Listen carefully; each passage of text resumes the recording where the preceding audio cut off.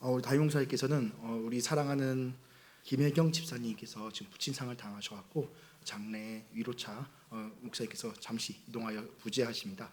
우리 김혜경 집사님을 위해서 하나님께서 이 가정 가운데 이루어 주시기를 함께 기도해 주시기 바라고 또 성도의 교제 가운데 이루어 주시기 바랍니다. 네, 당연하지 않은 은혜라는 제목으로 하나님 말씀 전하도록 하겠습니다. 간혹 우리는 기독교인 어떤 연예인들이라든지 어떤 기업인이라든지 소위 세상말로 잘 나가는 사람들의 간증을 들을 때가 있습니다. 저는 근데 사실 그런 분들의 소위 잘 나가는 분들의 간증을 들을 때마다 마음속 한켠에는 제가 좀 못난 부분이 있겠죠. 좀 뭔가 불편함이 있습니다. 어떤 불편함이 있는가? 하나님께서 나에게 이렇게 복을 주셔갖고 내가 인기가 많아졌고, 내게 복을 주셔갖고 사업이 잘 됐고, 내게 복을 주셔서 이렇게 소위 세상말로 잘 나가게 되었습니다 라고 이야기하십니다. 물론 우리가 그분들의 간증을 들을 때마다 위로를 받습니다. 정말 하나님 잘 믿었더니 정말 어려운 순간들을 잘 이겨냈구나. 물론 하나님께서 귀히 쓰시는 자에게, 또 하나님의 귀한 백성에게 하나님께서 많은 복들을 베푸십니다. 건강을 회복시켜 주실 때도 있고, 물질의 어려움을 회복시켜 주실 때도 있고, 관계의 어려움, 여러 가지 어려움들을 하나님께서 회복시켜 주시고 귀히 들어 쓰시기도 하십니다. 하지만 이런 간증들이 때로는 어떤 오해들을 낳게 되는가? 사랑하는 우리 성도님들께서는 사실 하나님을 잘 믿고 신앙생활을 하다 보면은 모든 것이 다 잘 돼야 될 텐데, 때로는 예상치 못한 아픔과 어려움을 겪을 때가 있습니다. 간혹 이런 뉴스를 들으면 가슴이 너무 아파요.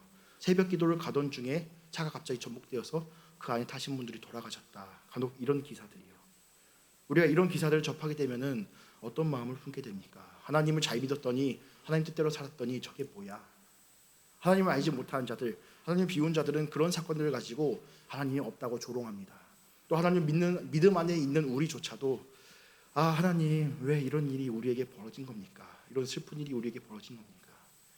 앞서 말씀드린 그런 간증들, 하나님을 잘 믿었더니, 하나님을 열심히 따랐더니 내가 모든 일이 잘 됐어요 라는 간증들이 물론 좋지만은, 때로는 이런 간증들을 거꾸로 뒤집어 말하면은 우리에게 아픔이 되기도 합니다. 하나님, 내가 평생 동안 내 이 몸의 병을 가지고 기도를 했는데 왜 이 병이 낫지를 않습니까? 하나님, 내가 하나님 믿기로 작정하고 내 모든 것들을 다 욕심 내려놓고 열심히 살았는데 왜 사업장이 더 어렵게 되는 것입니까? 때로는 이 간증들이, 누군가의 성공신화 같은 그런 간증들이 우리에게는 아픔이 될 수도 있습니다. 그렇다면 우리는 정말로 다시 한번 질문해야 됩니다. 하나님께서 우리에게 주신 복은 무엇일까? 하나님께서 우리에게 주시는 진짜 정말 좋은 복은 무엇일까? 그것은 무엇이냐면요, 하나님께 당연하게 예배할 수 있는 겁니다. 다시 한번요, 하나님께 당연하게 예배할 수 있는 것이요. 왜? 우리는 하나님께 예배할 수 있는 것이, 예배할 수 없는 것이 당연한 사람들입니다. 우리가 원래 어떤 사람들입니까? 우리는 죄와 허물로 죽었던 사람들입니다. 죽을 뻔한 게 아니라 죄와 허물 때문에 이미 죽었다고요. 또 누군가를 죽였다고요. 우리는 범죄자라고요. 하나님 앞에 감히 나올 수 없는 게 당연한 존재들인데, 우리는 지금 당연하게 하나님께 예배드리고 있습니다. 당연한 것처럼 하나님께 나아가서 하나님께 기도드리고 찬양드리고 하나님께 예배로 나아가고 있습니다. 당연한 것처럼요. 마치 원래부터 그랬던 것처럼요. 그래서 저는 여기에 우리 함께 모인 우리 성도님들께서, 그리고 저도 그렇고, 우리가 하나님을 믿다가 이 신앙생활 가운데 어려움을 당할 때 우리가 무엇을 바라봐야 될까? 우리가 어떤 마음으로 나아가야 될까? 우리는 하나님께 질문이 있을 수도 있습니다. 하나님께 의문을 가질 수도 있습니다. 하지만 하나님께서는 이미 우리에게 답을 주셨습니다. 너희는 내 것이야. 너희는 내 것이야. 내가 너희들에게 은혜를 베풀었단다. 이 믿음 가운데 나아가시는 성도님들 되시기를 오늘 말씀을 통해서 또 위로받으시기를 예수님의 이름으로 축복합니다. 욥기 1장 말씀 보면요, 먼저 첫 번째, 성도의 온전은 하나님께 달려있다. 성도의 온전함은 누구에게 달려있다? 하나님께 달려있다. 욥기 1장 말씀 보면은 우리가 잘 알다시피 욥이 원래 어떤 사람이었는지 1장을 통해서 알 수 있습니다. 욥이 하나님을 정말 잘 섬기고 예배도 빠뜨리지 않고, 심지어 자녀 신앙 교육까지도 빠뜨리지 않는, 정말 우리로 치면은 뭐라고 해야 될까요? 정말 신앙의 본보기 같은 그런 멋진 어른이었습니다. 그래서 1장 1절 말씀 보면은 욥을 어떻게 묘사하고 있습니까? 같이 한번 읽어볼게요. 우수 땅에 욥이라 불리는 사람이 있었는데 그 사람은 온전하고 정직하여 하나님을 경외하며 악에서 떠난 자더라. 아멘. 사람에게 붙일 수 있는 가장 좋은 칭찬들은 다 갖다 붙였습니다. 그 사람은 온전했다. 왜? 정직하고 하나님을 경외하고 악에서 떠난 사람이었다. 정말로 멋있는 사람입니다. 요즘 아무리 잘 나가는 사람이 있어도 경제적으로 아니면 뭐 인기 있는 연예인이라 할지라도 악에서 떠나기가 쉽습니까? 다 악에서 넘어집니다. 별것 아닌 것 같은, 우리가 볼 때는 별것 아닐 것 같은 그런 악인데 왜 그런 유혹에 넘어질까? 마약 그거 왜 하는 거야? 그 성적인 그런 더러운 짓 왜 하는 거야? 남의 돈 왜 훔쳐가는 거야? 우리가 이해할 수 없는 그런 악한 악에서 넘어져 버립니다. 그런데 오늘 말씀에 나온 욥은 어때요? 온전하고 정직하고 하나님을 경외하고 악에서 떠난 자더라. 또 욥기 1장 8절 말씀 보면은 하나님께서 욥을 또 어떻게 보셨는지, 다른 사람들이 평판 말고 하나님께서 욥을 어떻게 보셨는지 나와 있습니다. 제가 읽겠습니다. 여호와께서 사탄에게 이르시되 네가 내 종 욥을 주의하여 보았느냐? 그와 같이 온전하고 정직하여 하나님을 경외하며 악에서 떠난 자는 세상에 없느니라. 아멘. 하나님께서도 욥을 인정해 주셨어요. 하나님조차도 욥 정말로 멋있는 녀석이야. 그 녀석 정말 나의 참 종이야라고 인정해 주셨어요. 다만 우리가 이 욥을 읽을 때 기억해야 될 부분이 있습니다. 물론 욥은요, 우리가 알다시피 욥이 엄청나게 어려움을 겪고 그 가운데서 하나님을 믿습니다. 그런데 이 욥기의 주인공은 누구일까요? 욥이 아닙니다. 욥기의 주인공은 모든 성경 말씀의 주인공이 하나님이시듯 욥기에서는 욥이 얼마나 대단한 의인인가, 욥이 얼마나 온전하고 정직하고 하나님 잘 경외하는 사람인가, 얼마나 악을 떠난 사람인가, 이것을 자랑하려고 욥기를 쓴 것이 아니라 욥기의 주인공은 누구시라고요? 하나님이시다. 하나님께서 이 말씀의 주인공이시다. 이 관점에서 다시 한번 보겠습니다. 자, 8절 말씀 보면은 하나님께서 욥에 대해서 뭐라고 말씀하십니까? 내 종이라고 말씀하십니다. 이게 무슨 말이냐? 욥이 아무리 정직하고 다른 사람들이 보기에 멋있는 사람이라 할지라도, 그 집이 부잣집이고 잘 나가는 사람이라 할지라도 하나님께서 만약에 욥을 부르시지 않으셨다면, 만약 하나님께서 욥을 자신의 백성으로 삼지 않으셨다면 욥은 어떤 사람이었을까? 내 종이 아니라 죄의 종이었겠죠. 그저 수많은 죄인들 중에 조금 덜 죄를 지은 사람, 수많은 죄인들 중에 그나마 인기가 조금 있는 사람, 수많은 죄인들 중에 그나마 덜 실패한 사람이었을 것입니다. 하지만 하나님께서는 지금 욥을 뭐라고 불러주십니까? 얘는 내 종이야. 내 종이야. 하나님께서 욥을 내 종으로 부르셨기 때문에, 내 종으로 삼아주셨기 때문에 욥이 온전하고 정직하고 하나님을 경외하고 무엇보다도 악에서 떠나 있는 사람인 것이 의미가 있는 것입니다. 왜일까요? 뭐가 중요한 걸까요? 무슨 차이가 있을까요? 하나님의 종과 죄의 종은 무슨 차이가 있을까요? 우리는 세상에 많은 질문들이 존재합니다. 앞서 말씀드린 것처럼 새벽 기도를 가다가, 하나님께 기도하려고 가다가 차가 전복당해서 그 성도님들이 돌아가셨어요. 이것에 대해서 누가 답을 할 수 있을까요? 하나님을 잘 믿으려고 나름대로 열심히 섬겼는데 내 일이 더 안 풀린 것 같아요. 저 악한 사람들은 잘 풀린 것 같아요. 이것에 대해서 누가 답을 할 수 있을까요? 우리는 이때 기준을 필요로 합니다. 무엇을 기준으로 이야기할까? 사람들마다 저마다 기준이 있습니다. 돈을 잘 버는 사람이 복받은 사람이야. 아니면은 뭐 가족이 평안한 사람이 복받은 사람이야. 나름대로 기준이 있는데 하나님께서 떠난 자들은 자기 나름대로의 기준에 따라서 살아갑니다. 하지만 하나님 안에 있는 사람들은요, 누가 기준일까요? 누가 기준일까요? 하나님이 우리의 기준이지요. 하나님이 우리의 기준이지요. 우리는 그 뜻을 알 수 없습니다. 왜 하나님 새벽기도 가다가 그 성도님들을 왜 목숨을 앗아가셨습니까? 하나님 왜 그 악한 사람은 잘 된 것 같고 왜 선한 사람은 잘 안 된 것 같습니까? 이 질문의 답은 누가 갖고 계십니까? 하지만 우리는 알고 있습니다. 이 답은 하나님만 알고 계신다.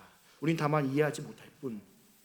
그러면은 악에서 떠난 사람, 누가 악에서 떠날 수 있습니까? 하나님 안에 있는 사람. 기준이 하나님이잖아요. 하나님 안에 있는 사람만이 죄가 죄됨을 알게 됩니다. 하나님 밖에 있는 사람은 죄를 아무리 지어도 괜찮아. 남들 다 이렇게 하잖아. 바보야, 너 왜 언제까지 그렇게 손해보면 살래? 이렇게 해야지 돈 버는 거야. 이렇게 해야지 잘 나가는 거야. 이렇게 해야지 인기 얻는 거야. 이렇게 해야지 사업하는 거야. 이렇게 해야 되는 거야. 죄에 있는 사람들, 하나님께로부터 떠나간 사람들은요, 기준이 없어요. 자기가 기준입니다. 마음대로 살아갑니다. 다른 사람을 죽이고도 마음속에 고통이 없습니다. 하지만 우리는 하나님 안에 있습니다.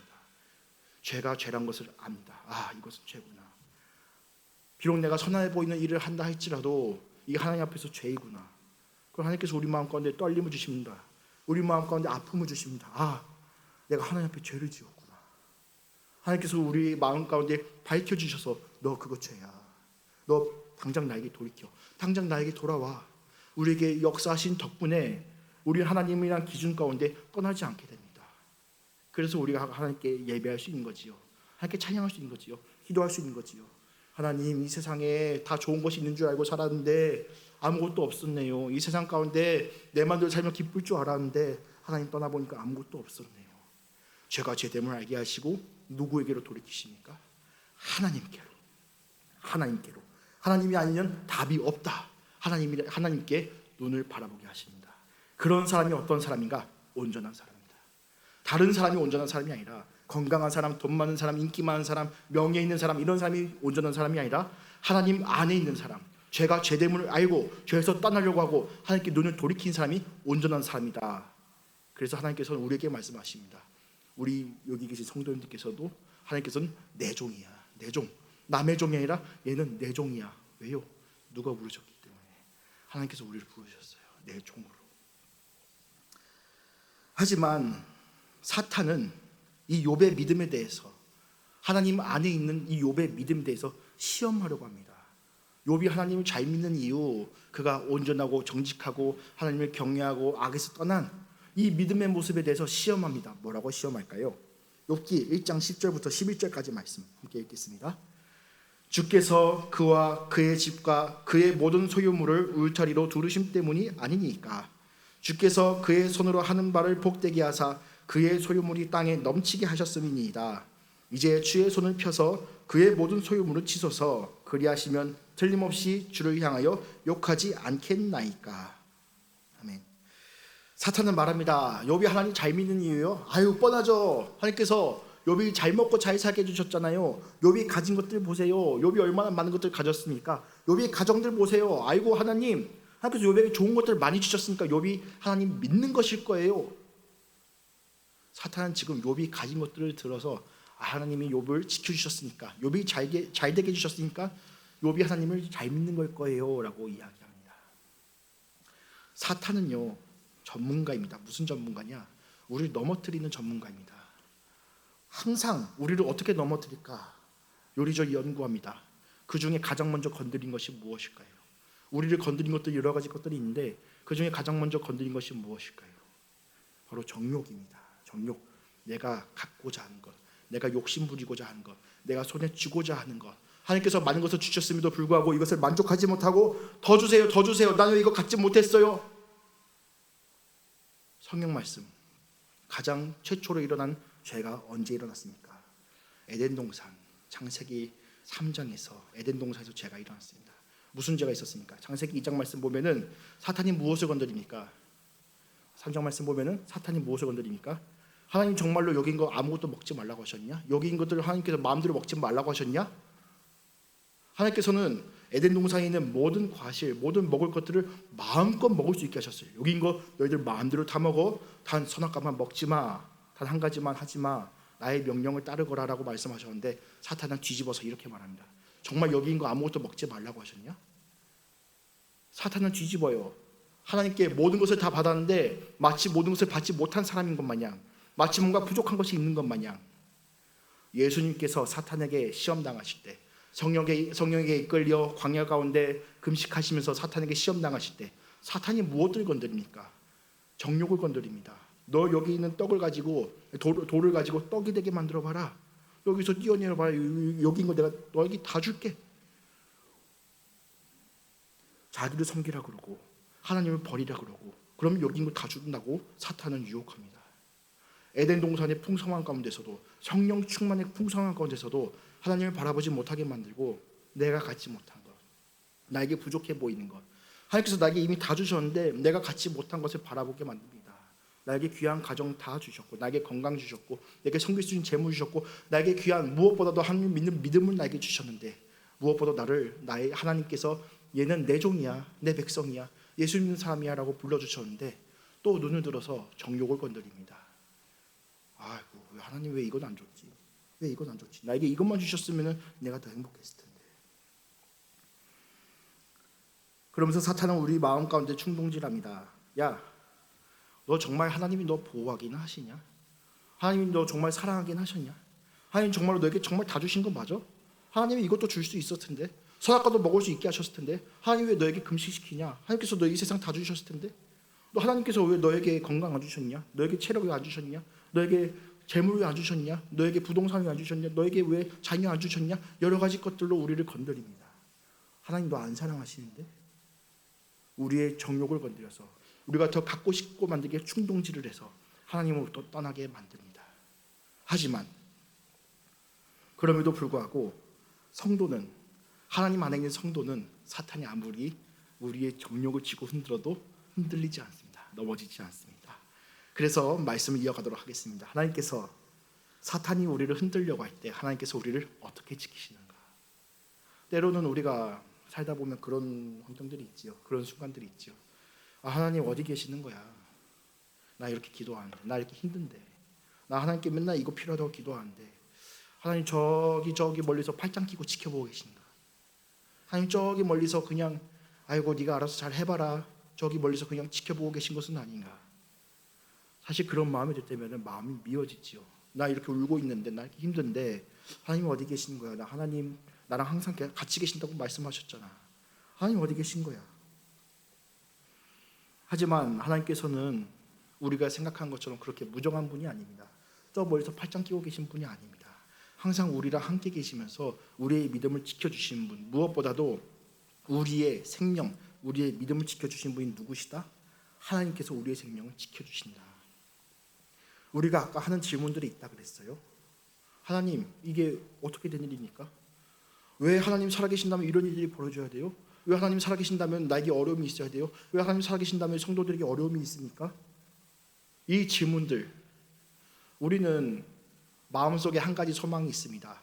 착한 일을 하면 잘 돼야 돼. 나쁜 놈들은 벌을 받아야 돼. 인과응보라 그러지요. 제가 말씀에서 다루진 않았지만, 우리가 읽지는 않았지만은, 페이지가 넘어간대요. 네. 사탄이 욥을 넘어뜨리기 위해서 했던 그런 어려움들이 무엇이 있습니까? 1장부터 이 15절, 19절까지 말씀 보면은 15절에는 스바 사람들이 나와서 종들을 죽입니다. 욥이 가진 그 종들을 죽이게 하고, 또 16절에는 하나님의 불이 떨어져서 귀한 재산들을 다 불태워버립니다.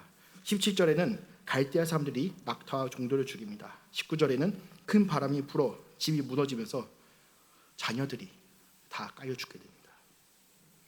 악재가 마치 우리도 나쁜 일을 당하면은 나쁜 일이 서로 어깨동무하고 다가오듯이 나쁜 일이 한 개만 벌어진 게 아니라 자기 종들이 죽고 재산이 뺏기고 심지어는 눈에 넣어도 아프지 않을 그 사랑스러운 자식들이 죽게 됩니다.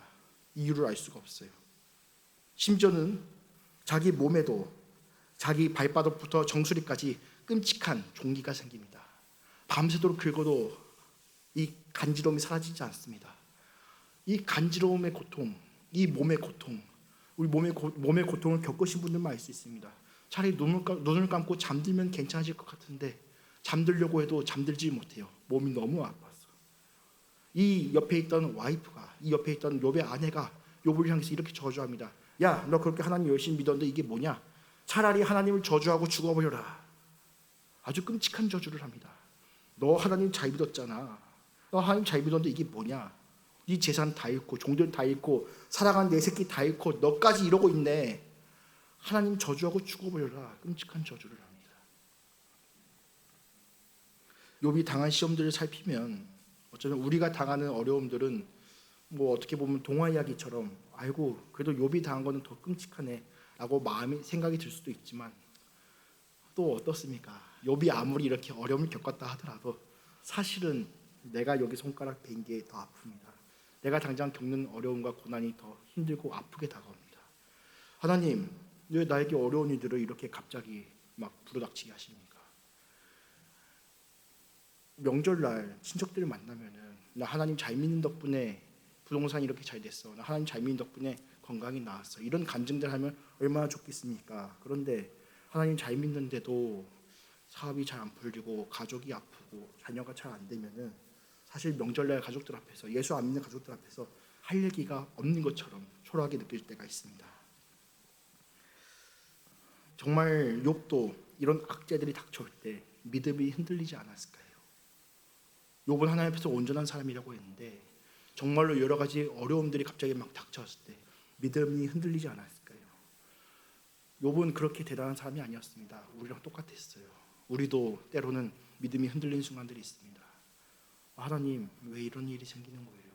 나 정말 이해 못하겠어요. 정말 이해 못하겠어요. 나 하나님 잘 믿었는데, 나름 하나님 잘 따라서 살았다고 생각했는데.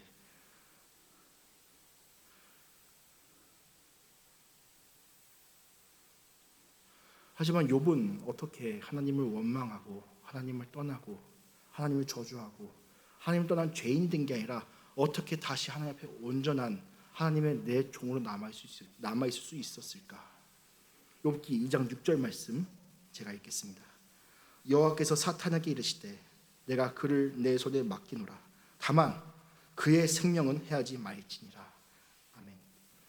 사탄이 욥을 시험할 때 하나님께서는 단 한 가지 무엇은 건드리지 말라고 하십니까?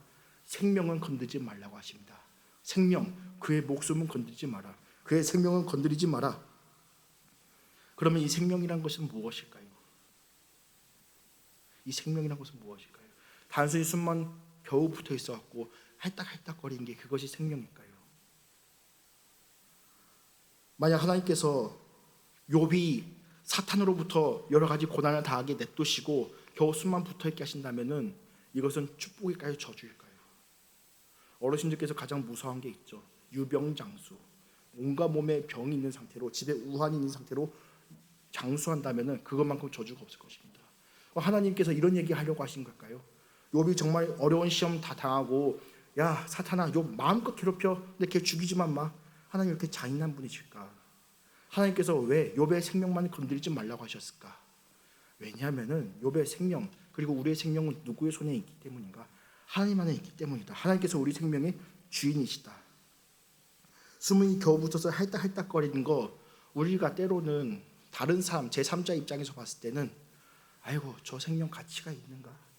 아이고 내가 차라리 저 상황이라면은 차라리 하나님 나 좀 빨리 데려가 주세요 할 거야 라고 생각할 수도 있습니다. 그런데 사실은 그 작은 생명조차 저 병실에 누워서 겨우 숨을 할딱거리는 그 환자에게 있어서 그 호흡은 또 소중한 것일 수도 있습니다. 우리가 어찌 그것을 판단할 수 있겠습니까? 생명의 주인은 하나님이십니다. 모든 생명은 하나님께 있습니다. 그래서 우리 성도들은 무엇으로 살아가는가? 이 생명에 대한 믿음으로 살아갑니다. 이 생명에 대한 믿음으로 살아갑니다. 단순히 밥 잘 먹고 그냥 건강하게 어떻게 살아가는 것이 모든 것은 아닙니다. 다만 우리는 이 생명에 대한 소망이 있습니다. 무슨 소망이 있는가? 내가 지금은 이렇게 힘들지만, 내가 지금은 이렇게 고난과 가난 가운데 살아가고 있지만은, 내가 지금은 당장 죽을 것 같지만은, 심지어는 내가 지금은 죽었지만은 우리에게 무엇이 있습니까? 생명에 대한 소망이 있습니다. 그 생명에 대한 소망이 누구에게 있습니까? 우리 주 예수 그리스도께서 부활 생명의 소망을 주심으로 말미암아 이 세상의 악한 자들이 아무리 우리의 목숨을 가져가고 우리의 재산을 가져가고 우리의 모든 것을 가져가려 할지라도 우리의 생명은 누구의 손에 있습니까? 우리의 영원한 생명이 소망 대신 하나님 앞에 있기 때문에 우리는 죽지만 다시 살아날 것입니다. 하나님 안에서 영원하고 온전한 모습으로 살아갈 것입니다. 그 부활의 소망이 있기 때문에 우리는 아무리 죽어도 죽이지 못합니다. 저 세상이 우리의 목숨을 아무리 가져가려 해도 가져가지 못합니다. 왜요? 생명은 하나님께 있기 때문에요. 그 부활의 소망이 우리가 하나님께 다시 붙어있게 만듭니다. 거봐라, 나 죽여봐라. 내가 지금 죽임당할지언정 하나님 안에 있는데, 내가 하나님 안에 있는데 무엇이 두렵습니까? 세상 사람들 아무리 많은 것을 가졌다 할지라도, 많은 재산과 많은 인기와 많은 명예를 가진다 할지라도 그 사람들 자기가 어떻게 살아갈지 두렵습니다. 내가 이대로 죽으면 어떡하지? 내가 이대로 죽으면 어떡하지? 그 죽음에 대해 무서움이 너무 지나쳐서 자살하기도 하지요. 하지만 우리는 알고 있습니다. 내 생명은 내 것이 아니야. 하나님 안에 있어. 지금 내가 당장 힘들지라도, 내가 당장 어려울지라도, 심지어 내가 죽게 될지라도 하나님께서 나를 분명 살리실 것인데, 그 기쁨과 부활의 소망이 하나님 안에 있는데, 우리의 믿음의 근원은 하나님께 있습니다. 우리의 생명도 하나님께 있습니다. 사탄이 아무리 우리의 목숨을 쥐고 흔들려 할지라도, 우리가 가진 것을 다 빼앗으려 할지라도 우리는 하나님 안에 있습니다. 그렇기 때문에 우리 성도는요, 아무리 삶이 낙심되더라도 때로는 하나님께서 나를 버린 것 같고 하나님께서 나를 팔짱 끼고 그냥 지켜만 본 것 같다라 할지라도 우리는 다시 하나님께 뭐라고 부를 수 있습니까? 하나님 아버지. 하나님 아버지. 누가 하나님을 아버지라 부를 수 있어요? 타 종교, 다른 종교 믿는 사람들 보세요. 자기 신을 아버지라고 부르는 종교는 아무것도 없습니다. 그런데 하나님께서 우리에게 생명을 주셨어요. 마치 부모가 자녀에게 생명을 주듯이 우리가 하나님의 자녀가 되었습니다. 그 덕분에 우리의 생명이 하나님 안에 있기 때문에 우리는 하나님을 아버지라 부르며 기도할 수 있습니다. 하나님께 나와서 예배할 수 있습니다. 우리의 생명이 하나님 안에 있기 때문에 우리가 하나님을 붙잡는 손이 때로는 흔들리는 것 같아요. 아유 하나님 이대로 가다가 내가 떠날 것 같아요. 내가 이대로 가다가 너무 힘들어요. 아유 나 하나님 더 이상 못 믿겠어요. 나 좀 붙잡아 주세요. 우리가 잊지 말아야 될 사실이 있습니다. 내가 하나님을 붙잡는 손이 있을까요? 하나님께서 나를 붙잡는 손이 있을까요? 하나님께서 우리를 붙잡는 손이 훨씬 강력합니다. 우리는 단순히 그냥 믿음으로 하나님 감사합니다. 하나님 아버지 하나님 붙잡을 뿐이지 우리의 믿음은 우리의 생명은 누가 주고 계신다고요? 하나님 붙잡고 계신다고요. 우리의 믿음조차 누가 붙잡고 계신다고요? 하나님께서 붙잡고 계신다고요.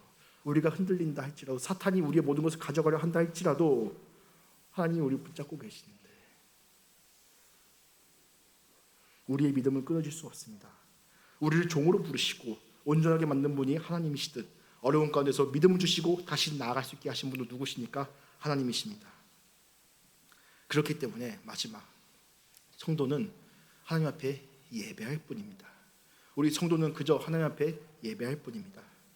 하나님께서 우리에게 믿음 주셨습니다. 우리에게 생명과 호흡 주셨습니다. 그 증거가 어디에 있는가? 지금 여러분께 있습니다. 지금 우리에게 있습니다. 하나님께서 우리에게 믿음 주신 덕분에 예배에 나올 수 있었어요. 하나님 향한 믿음이 없었다면 이 말씀 아무리 읽으면 무엇합니까? 아무리 읽어봤자 아무리 들어봤자 그냥 허무맹랑한 소리 같을 텐데 하나님께서 지금 우리 지금 이 순간에 호흡을 주시지 않으셨다면 만약 우리를 일찍 데려가셨다면 우리가 하나님을 나의 주라 고백할 수 있었을까? 우리가 지금 이 예배 자리 가운데 나올 수 있었을까? 하나님의 말씀을 들으며 기도하며 찬양하며 예배할 수 있었을까? 믿음 주신 것도 생명 주신 것도 하나님이시고 그 덕분에 우리는 하나님께 예배할 뿐입니다. 우리 성도는 우리가 처한 상황을 이해하고 평가한 것이 아닙니다. 그저 하나님 앞에 엎드려서 경배할 뿐입니다. 제가 앞서 읽지는 않았지만은 욥의 친구들이 나와서 인과응보에 대해서 이야기를 합니다. 착한 사람은 잘 돼야 되고 나쁜 놈은 벌 받아야 돼. 야 욥 너 지금 당한 거 보니까 너 하나님 앞에 잘못한 게 얼마나 많은지 몰라. 너 정말 많이 잘못했어. 하나님 앞에 회개해. 욥의 친구들이 한 말 틀린 말이에요? 맞는 말이에요? 맞는 말이에요. 잘못한 게 있으면 벌을 받아야 돼요. 잘하는 사람 있으면 상을 받아야 돼요. 그런데 사실 우리가 살아가는 세상이 그것만으로 다 답을 줍니까? 사실 우리는 이해하지 못할 일이 너무 많아요. 왜 그 착한 그 성도님이 암에 걸려야 됐지? 왜 내가 하나님께 그래도 나름대로 열심히 섬겼는데 왜 이런 수모와 고난을 겪어야 되지? 내가 죄를 지은 것도 아닌데 차라리 내가 나쁜 짓 했으면은 내가 나쁜 짓 하고 그랬으면 내가 하나님 앞에 부끄럽기라도 하지. 왜 이런 일이 생긴 걸까? 세상에 많은 일들은 답을 할 수 없는 일이 너무도 많습니다. 하지만 교만한 사람들은요 감히 그것을 내가 이해할 수 있다고 합니다. 내가 평가할 수 있다고 합니다. 거봐 김지사님 그거 그렇게 된 거 보니까 하나님 잘못 믿었어. 아이고 박권사님 그렇게 된 거 보니까 하나님 잘못 믿은 것 같아. 남에 대해서 함부로 평가하고 자기에 대해서도 아이고 하나님 나 버렸나 보네. 아니 하나님 정말 살아계시진 않나 보네. 우리는 자꾸 믿음을 이해하려고 합니다. 하나님을 이해하려고 해요. 하지만 성도의 자세는 무엇인가? 물론 하나님께서 우리에게 이해할 수 있도록 하시기도 합니다. 하나님 우리가 경험적으로 체험적으로도 알 수 있게 하십니다. 하지만 무엇보다도 우리가 성도가 하나님 앞에 나아가야 될 것은 무엇인가? 하나님 앞에 묻고 따지는 것이 아니라 예배할 뿐입니다. 그저 하나님 앞에 엎드려서 예배할 뿐입니다. 하나님께서 이 욥의 사정을 알지 못할 뿐더러 관심조차 없던 이 욥의 친구도 나중에 어떻게 하십니까? 야 이 녀석들아 하나님께서 호되게 혼내십니다. 그리고 욥에게도 말씀하십니다. 욥기 38장 4절 말씀 함께 읽겠습니다. 내가 땅의 기초를 놓을 때 내가 어디 있었느냐? 내가 깨달아 알았거든 말할지니라. 아멘. 무슨 말씀이냐면요, 하나님께서 이 세상을 창조하실 때 너 어디 있었냐? 땅의 기초를 만들 때 너 어디 있었냐? 너 그렇게 잘났냐? 너 그렇게 잘났어? 네가 그렇게 똑똑해? 세상에 수많은 과학자들이 이 지구가 어떻게 생겨났는지, 우주가 어떻게 생겨났는지 연구를 합니다. 하지만 그 아무리 똑똑한 사람이라 할지라도 여러 가지 가설만 내어놓을 뿐 정말로 지구가 어떻게 생겨났는지, 우주가 어떻게 생겨났는지 정확히 밝히지 못합니다. 심지어 이 땅, 눈에 보이고 만져지는 것도 어떻게 생겨났는지 알지 못하는데 이 세상에 무엇이 착하고 무엇이 나쁘고 무엇이 행복한 것이고 무엇이 저주받은 것이고 무엇이 복인지 세상 사람들이 알 수 있을까요? 없을까요? 없습니다. 제가 맨 처음 말씀드린 그 질문, 하나님께서 온전하게 하셨기 때문에, 하나님께서 내 종으로 불러주셨기 때문에 우리는 그저 그 믿음 가운데 하나님은 나의 주인이시구나, 하나님 이 세상의 주인이시구나, 하나님께서 나의 생명을 주고 계시는구나, 하나님께서 나에게 믿음을 주셨구나, 난 하나님의 백성이고 하나님의 자녀이구나, 이것을 믿음 가운데 고백하며 나아갈 뿐이지, 다만 우리는 하나님 앞에 겸손하게 나아갈 뿐입니다. 욥기 42장 1절부터 6절까지 말씀 우리가 함께 읽으면서 다시 한번 고백해 보겠습니다. 욥이 여호와께 대답하여 이르되 주께서는 못하실 일이 없사오며 무슨 계획이든지 못 이루실 것이 없는 줄 아오니 무지한 말로 이치를 가린 자가 누구니까. 나는 깨닫지도 못한 일을 말하였고 스스로 알 수도 없고 헤아리기도 어려운 일을 말하였거니와 내가 말하겠사오니 주는 들으시고 내가 주께 묻겠사오니 주여 내게 알게 하옵소서. 내가 주께 대하여 귀로 듣기만 하였사오나 이제는 눈으로 주를 배웁나이다. 그러므로 내가 스스로 거두어드리고 티끌과 제 가운데서 회개하나이다. 아멘.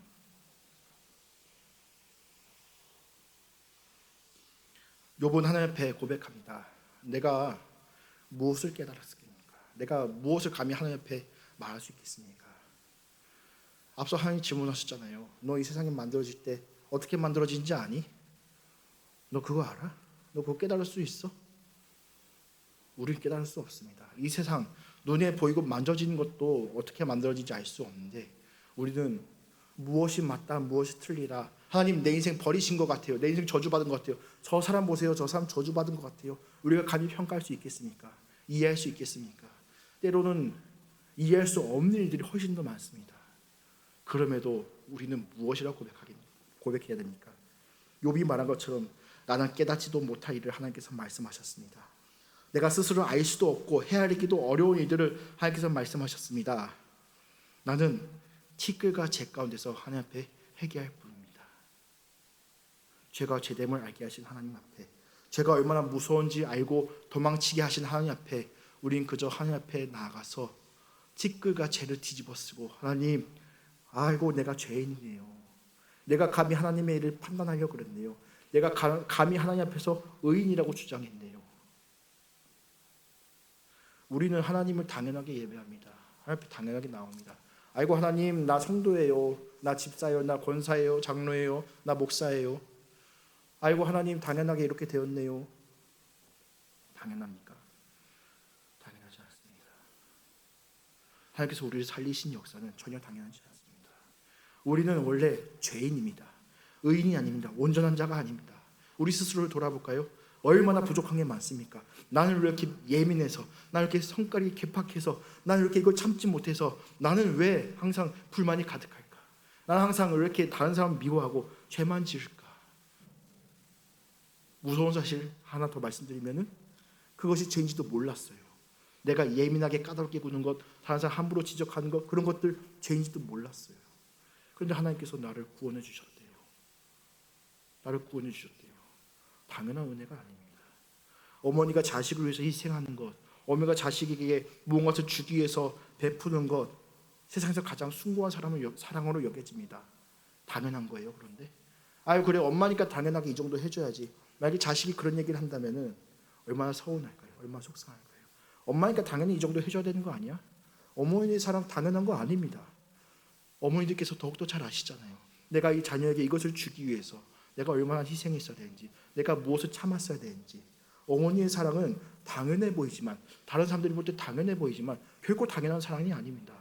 10달 동안 이 뱃속에 품고 이 아파하면서 또 이 배가 찢어져 가면서 아이를 낳은 다음에 평생 동안 어려움을 겪어가면서 애가 다 장성했어도 애가 잘못될까 봐 걱정하는 어머니의 사랑은 당연한 게 아니에요. 공짜로 거저 주어진 것이 아닙니다. 그런데 사람들은 말합니다. 어머니의 사랑은 당연한 거예요. 자녀들이 당연하게 받을 뿐이지 어머니의 사랑은 당연한 게 아닙니다. 하물며 이 땅에 있는 부모 자식 간의 사랑도 그런데 하나님의 사랑은 당연한 것일까요? 하나님의 사랑 당연하지 않습니다. 우리 항상 고백하지 않습니까? 예수님께서 십자가 지시고 죽으심으로 부활하심으로 내가 하나님의 백성이 되었습니다. 하나님의 자녀가 되었습니다. 우리가 항상 고백하지 않습니까? 우리가 그냥 하나님 앞에 당연하게 나온 것 같은데 하나님께서 자기의 모든 것을 다 버리셨어야 됐어요. 욥이 당한 고통? 아니요.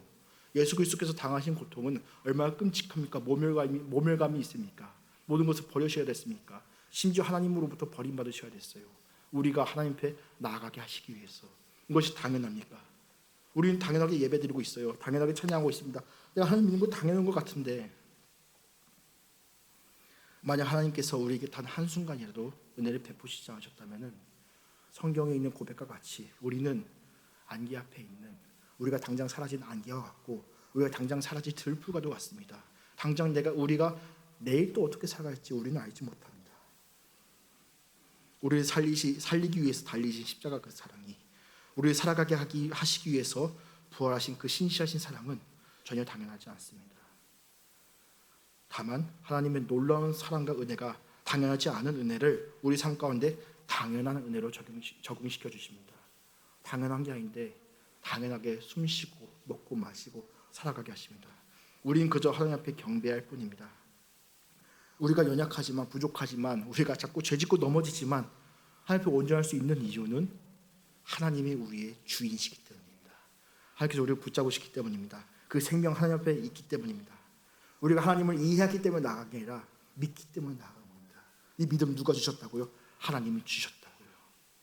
우리 성도님들께서 어떤 어려움 가운데 계신지 또 저도 제 나름대로의 어려움 가운데 살아가고 있지만 우리 믿음을 잃지 맙시다. 이 믿음이 거저 주어진 것 당연한 것이 아닙니다. 이 믿음이 또한 우리 살아가게 하십니다. 어떤 어려움이 있을지라도 그때마다 하나님 앞에 나아가기 바랍니다. 아버지, 아이고 힘드네요. 아버지, 어렵네요. 하지만 믿습니다. 우리 하나님이 이해한 것이 아니라 믿음으로 나아갈 겁니다. 기도하겠습니다. 하나님 감사합니다. 하나님, 때로는 우리가 우리 앞에 정말 이해할 수 없는 어려움들이 있을 때가 있습니다. 이해할 수 없는 상황들이 닥칠 때가 있습니다. 나는 나름대로 하나님 잘 믿었다고 생각하는데 왜 이런 일들이 우리에게 벌어진 걸까요? 질문할 때가 있습니다. 그러나 하나님, 우리의 질문보다도 우리의 궁금함보다도 우리가 하나님 앞에 쌓아온 의보다도 더욱더 귀하고 크신 분이 계시니 하나님 한 분이십니다. 우리가 믿음으로 하나님께 나아가기 바랍니다. 하나님께서는 우리가 당연하게 하나님께 나아가게 하시기 위해서 당연하게 하나님을 믿게 하시기 위해서 당연하지 않은 은혜를 우리에게 베푸셨습니다. 자기 자신의 모든 것을 버리셨습니다. 우리가 이제 다시 한번 주님 앞에 돌아가서 고백하기 원합니다. 하나님만이 나의 왕이십니다. 내가 지금 이해할 수 없는 상황 가운데 있을지라도 하나님께서 분명 답을 주시며 나를 선하고 복된 길로 인도하실 것입니다. 이 믿음에서 흔들리지 않게 붙잡아 주심에 감사드립니다. 모든 것 감사드리고 살아계신 예수님의 이름으로 기도합니다. 아멘.